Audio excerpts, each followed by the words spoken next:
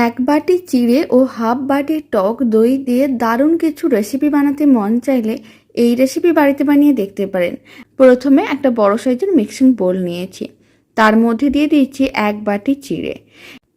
আর এখানে আমি বাটি মেপেই চিড়েটা দিচ্ছি যাতে আপনাদের সুবিধা হয়। আপনারা চাইলে যে কোনো ধরনের মেজারিং কাপ বাটি গ্লাস কিছু একটা মেপে নিতে পারেন। এখন বেশ কিছুটা পরিমাণ জল দিতে হবে।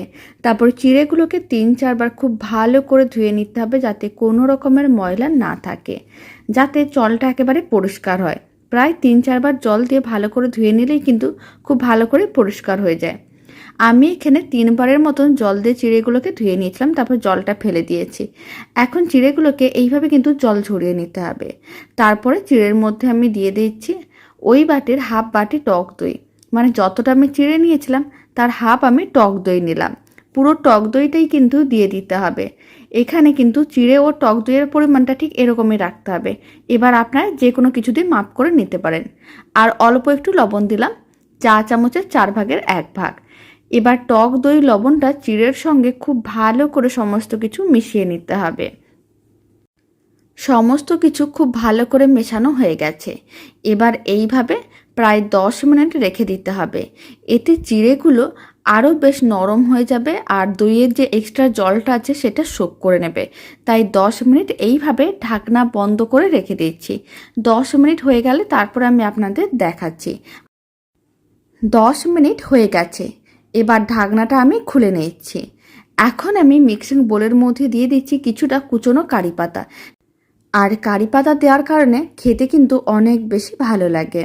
আর আমি দিয়ে দিচ্ছি অল্প একটু গোটা জিরে, চা চামচের 4/1 ভাগ। আর আমি দিয়ে দিচ্ছি অল্প একটু ঝাল লঙ্কার গুঁড়ো, তবে আপনারা চাইলে কুচনো কাঁচা লঙ্কাও দিতে পারেন। এবার সমস্ত কিছু একসঙ্গে খুব ভালো করে মিশিয়ে নিতে হবে।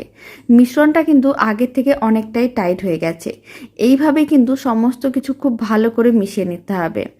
খুব ভালো করে মেশানো হয়ে গেছে। এখন মিশ্রণটার মধ্যে আমি দিয়ে দিচ্ছি 3 চামচ কর্নফ্লাওয়ার।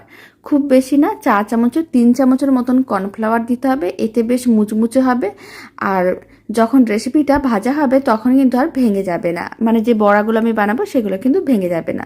তাই এইভাবেই কিন্তু সমস্ত কিছু খুব ভালো করে একসঙ্গে মিশিয়ে নিতে হবে। খুব ভালো করে মিশিয়ে নেওয়ার পরে এখন হাতে অল্প একটু তেল নিয়ে ভালো করে তেলটা ব্রাশ করে নিতে হবে, যাতে মিশ্রণটা হাতের মধ্যে আটকে না যায়। তারপর কিছুটা করে মিশ্রণ নিতে হবে আর এইভাবে গোল বলের মতন করে বানিয়ে নিতে হবে। তারপরে বলটাকে একটু প্রেস করে চ্যাপটা করে নিতে হবে। আর চ্যাপটা করে নেওয়ার পরে মাঝখানে এইভাবে একটু হোল করে নিতে হবে বা গর্ত করে নিতে হবে, একটু ফাঁকা করে নিতে হবে। তাহলে কিন্তু মেহু বড়াগুলো খেতে ভালো লাগবে।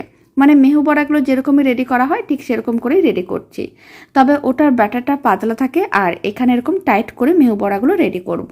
বাকি সমস্ত মেহু বড়াগুলো একইভাবে রেডি করে নিয়েছিলাম। এইভাবে একবার চিড়ে দিয়ে দারুণ স্বাদের মেহু বড়ার রেসিপি বাড়িতে বানিয়ে দেখতে পারেন। বানানো যেমন সহজ, খেতেও ভীষণ ভালো হয়।